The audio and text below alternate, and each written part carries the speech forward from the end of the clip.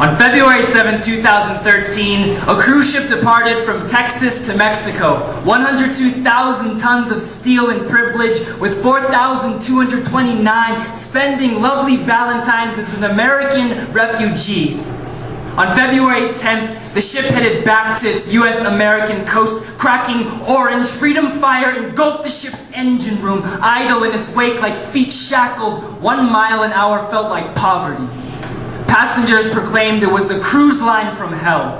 Like Satan just contracted a transportation industry typically known for entertaining a 93% white demographic group. To them, the cruise ship is nothing more than a floating petri dish, like a metaphor.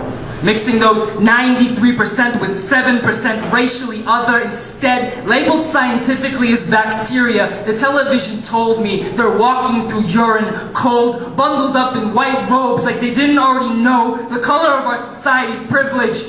On the upper decks, bodies shape-shifted, spelling the word help, waving at CNN helicopter cameras like they're stranded. A refugee in a metal tourism prison, serving surf and turf. If you were down on the lower decks, it was worse. It was raining sewage.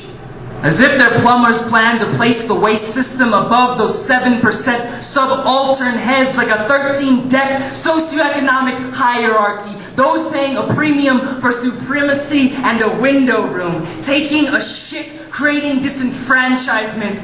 And they say they'll ride a cruise ship again. On February 14th, I watched on CNN as the ship was towed back to America.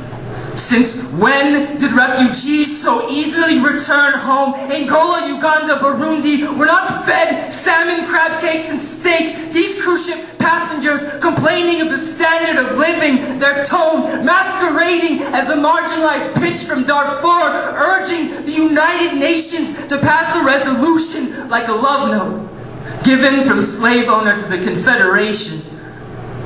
They say this is hell, but the cruise industry is bulletproof. They painted their faces black, performed like a colonized caricature in 1897. My great-great-grandpa wrote an anti-annexation petition to President McKinley. A year later, Hawaii was illegally annexed into the United States. CB Maile and Hawaiians became refugees in their own country, forcibly denied sovereignty, treated like a piece of shit, looking up to a stranded cruise ship like real American refugees. His wife, my great-great-grandma, wrote poetry in Hawaiian, but her aloha didn't sound like hello. It was subverted resistance to their displacement. Don't tell me